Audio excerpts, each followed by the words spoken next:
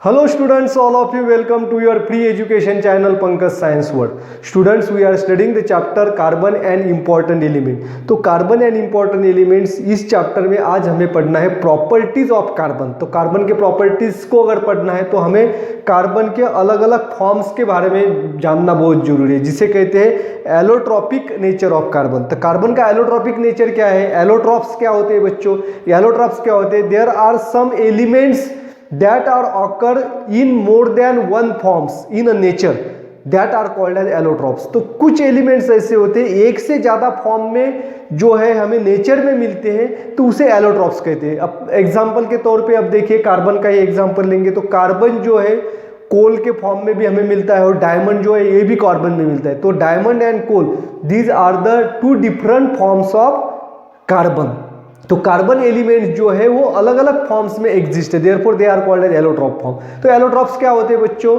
The chemical properties of these forms are same but they have the different physical forms and this property is called as allotropy. तो allotropy क्या है बच्चों? The existence of some substances in various physical form but same chemical form is called as allotropy. तो हमारे सृष्टि में कुछ elements ऐसे हैं कि जो एक से ज्यादा फॉर्म में पाए जाते हैं, तो उनका केमिकल प्रॉपर्टीज जो है वो सेम होती है। तो केमिकल प्रॉपर्टीज क्यों सेम होते हैं? क्योंकि उनका एटॉमिक नंबर सेम होता है। अब कार्बन के बारे में देखेंगे, अलग अलग फॉर्म में जो कार्बन है उन सभी का एटॉमिक नंबर जो है वो 6 है, देयरफॉर इनका इलेक्ट्रॉनिक कॉन्फ़िगरेशन सेम है, इनकी वैलेंसी भी सेम है। तो फिजिकल फॉर्म्स जो है उसका सेम है, यानी सॉरी केमिकल प्रॉपर्टीज जो है उनकी सेम है। फिजिकल प्रॉपर्टीज अलग अलग है, उनकी स्टेट अलग अलग है, density, boiling point, structure of atom, these are the physical properties. ये फिजिकल प्रॉपर्टीज उनकी अलग अलग होती है। एटॉमिक मास भी उनका अलग हो सकता है, लेकिन एटॉमिक नंबर उनका सेम होने की वजह से उनकी केमिकल प्रॉपर्टीज सेम होती है। ऐसे कौन कौन से एलिमेंट्स हैं? कार्बन है, सल्फर है, फॉस्फोरस जो है, that are exist in the various phosphorus, carbon, sulphur, phosphorus that are exist in more than one form. तो एक से ज्यादा स्वरूप में जो है ये नेचर में हमें मिलते हैं, therefore they are called as allotropes. तो ये सभी क्या है? एलोट्रॉप्स है। Now we are to study the allotropes of carbon. Carbon के एलोट्रॉप्स कौन कौन से? अब now see the allotropes of carbon. The carbon exist in more than one forms. Especially these allotropes of carbon are divided into two types, crystalline form and non crystalline form। आगे समझ में, crystalline form and non crystalline form।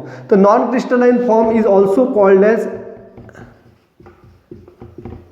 Amorphous. Non crystalline form को क्या कहते हैं? Amorphous form. अब ये नाम से आपको समझ में आएगा। अब एग्जांपल देखते हैं। Diamond is a crystalline form and coal and coke. Coal and coke, coal और कोक आपको पता है, डायमंड भी आपको पता है। तो ये जो है क्रिस्टलाइन फॉर्म्स है और ये नॉन क्रिस्टलाइन फॉर्म्स है। अब क्रिस्टलाइन और नॉन क्रिस्टलाइन फॉर्म्स, इन दोनों में क्या फर्क है? The crystalline forms has the regular arrangement of their atoms, regular and definite pattern of atoms in their structure।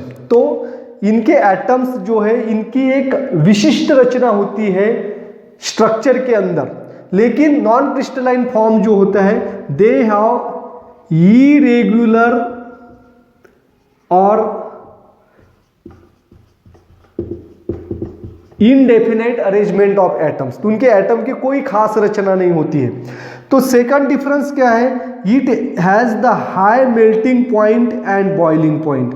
इनका melting point and boiling point जो है वो हाई होता है, और नॉन क्रिस्टलाइन फॉर्म जो है इनका मेल्टिंग पॉइंट और बॉइलिंग पॉइंट जो है लो होता है। दे have the low melting point and boiling point. और क्या फर्क होता है? द शेप के बारे में, they have the regular definite shape. इनका शेप जो होता है वो डेफिनाइट होता है। It has the specific geometrical shape, it has the specific geometrical shape and the non crystalline और amorphous forms they have the irregular shape, तो इनका कोई शेप ही नहीं होता है, इसका इरेगुलर शेप। आप कोयला लीजिए, उसका कोई शेप होता है? नहीं होता है। डायमंड अगर आपने देखा तो it has the specific shape, it has the specific geometrical shape, sharp edges and the plane surfaces. तो ये जो है इनके एजेस शार्प होते हैं डायमंड के, अभी आप डायग्राम के अंदर भी देख पा रहे हैं, it has the sharp edges then plane surfaces, and this is the main difference between crystalline and non crystalline forms of carbon. Now we have to study about the diamond, the crystalline form of carbon। तो carbon का ये crystalline form से, diamond, graphite and fullerene are the 3 crystalline forms of carbon. तो carbon के crystalline forms कौन कौन से? Diamond, graphite और फ्यूलेरिन, जिसके बारे में हम एक एक वीडियो में अलग अलग से पढ़ेंगे। और नॉन क्रिस्टलाइन फॉर्म जो है वो है कार्बन और कोक, कार्बन एंड कोक जो है नॉन क्रिस्टलाइन फॉर्म से। तो आज के इस वीडियो में हमें पढ़ना है डायमंड के बारे में। तो डायमंड क्या होता है बच्चों? तो आप सभी ने देखा होगा, यहाँ पे डायमंड है, diamond is the hardest substance of nature. और ऑकरेंस ऑफ डायमंड कहाँ पे मिलता है? Diamonds are found in a mines along with the coal, coal के माइंस में ही हमें डायमंड मिलता है। तो diamond are found in India, mainly India के अंदर कहाँ पे मिलता है? In the Golconda of Karnataka and Panna of Madhya Pradesh. तो मध्य प्रदेश में पन्ना इस जगह पे, और कर्नाटक इस स्टेट में गोलकोंडा इस जगह पे। तो डायमंड सिर्फ इंडिया में नहीं पाया जाता, it is found in different parts of the world also, that is specially in South Africa, Brazil, Belgium, then it is found in the America and the Russia. तो इस सभी जगह पे डायमंड जो है वो पाया जाता है। Now we have to study about the structure of diamond. Diamond का स्ट्रक्चर कैसे होता है? स्ट्रक्चर ऑफ डायमंड, जैसे कि आप यहाँ पे फिगर में देख पा रहे हैं, तो each atom of diamond is surrounded by the 4 different atoms. तो डायमंड का एक एटम जो है वो 4 अलग अलग एटम से जो है वो बंधा हुआ था। सबसे this is the atom of carbon, it is surrounded by 1 2 3 and 4, therefore it has the specific 3 dimensional tetrahedral structure. तो इसे जो है 3 डायमेंशनल टेट्राहेड्रल स्ट्रक्चर प्राप्त होता है, जिसकी वजह से it becomes a hardest substance, जिसकी वजह से सबसे कठिन पदार्थ बनता है। आ गया समझ में? तो डायमंड का हर एक एटम जो है ये 4 अलग अलग एटम से बंधा होता है with the help of covalent bond. कौन से बॉन्ड से? Covalent bond. तो कोवैलेंट बॉन्ड क्या होता है? The bond which is form by the sharing of electron is called as covalent bond. Electron के शेयरिंग की वजह से जो बॉन्ड तैयार होता है कोवैलेंट बॉन्ड होता है। तो हर एक कार्बन के बीच में जो है बॉन्ड है वो कोवैलेंट बॉन्ड होता है। तो कोवैलेंट बॉन्ड्स की वजह से, 4 कोवैलेंट बॉन्ड्स की वजह से इसे टेट्राहेड्रल स्ट्रक्चर प्राप्त होता है, जैसे कि आप यहाँ पे डायग्राम में देख पा रहे हैं। एंड इस टेट्राहेड्रल स्ट्रक्चर की वजह से हार्ड सब्सटेंस बनता है। Now we have to study the uses of diamond. अब देखिए डायमंड के यूजेस कौन कौन से, यूजेस के पहले हम प्रॉपर्टीज के बारे में पढ़ेंगे। तो प्रॉपर्टीज ऑफ डायमंड, तो इनकी प्रॉपर्टीज क्या क्या होती है?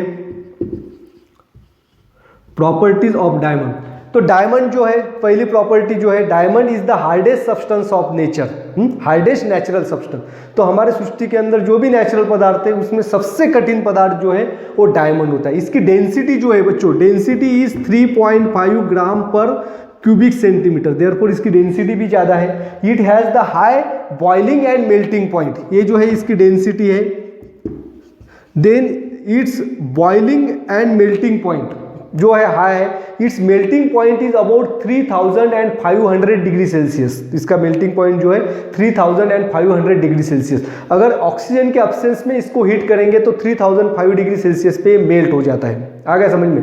But if we heat the diamond at 800 degree Celsius in presence of oxygen, the carbon dioxide gas is formed and it get disappear। तो 800 डिग्री सेल्सियस में अगर हम डायमंड को अगर हम जलाएंगे तो उसमें से गैस बाहर के निकल के आएगा और पूरा डायमंड जो है वो धीरे धीरे डिसअपियर हो जाएगा। And it forms only the carbon dioxide, no any other product is form besides the carbon dioxide, and it does not use the any residues. जैसे कि हम कोई पदार्थ जलाते हैं तो उसमें से रेसिड्यूज बाकी रहता है। फॉर एग्जांपल अगर हम कागज को जलाएंगे तो वहाँ पे जो है याश जो है वो बाकी रहती है। तो डायमंड को जलाने से कोई भी पदार्थ जो है वो बाकी नहीं रहता है, it converts into the carbon dioxide gas. Bad conductor of electricity, it does not have any free electron, उसमें कोई फ्री इलेक्ट्रॉन्स नहीं होता है, इसकी वजह से जो है वो इलेक्ट्रिसिटी का बैड कंडक्टर होता है बच्चों। It does not dissolve in any solvent,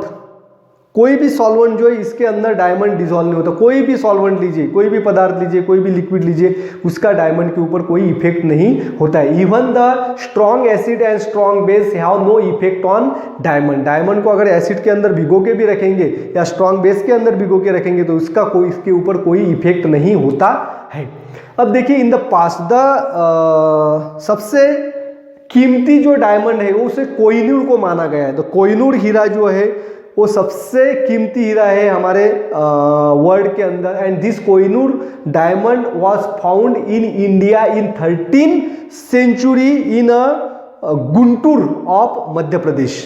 तो गुंटूर के माइंस से, गुंटूर जो मध्य प्रदेश का एक हिस्सा है, तो वहाँ के माइंस में ये कोहिनूर हीरा मिला था 13th सेंचुरी में। तो उसके बाद जो एक राजा से दूसरे महाराजा के पास, दूसरे महाराजा के तीसरे महाराजा के पास, ऐसे होते हुए जब इंडिया के अंदर ब्रिटिशों ने राज किया तो वो इस कोहिनूर डायमंड को लेके गए। और now this diamond is present in the crown of queen Elizabeth. तो डायमंड की ब्रिटेन की जो रानी है एलिजाबेथ, उसके क्राउन में जो है ये कोहिनूर हीरा अभी प्रेजेंट है। यानी कि 700 साल के बाद जो हीरा है उसकी चमक वैसे की वैसे ही है। And it is the very valuable diamond. And this speciality of this Kohinoor diamond is it is black in colour. ये जो डायमंड है ये ब्लैक कलर का डायमंड है बच्चों। Now we have to study about the uses of diamond.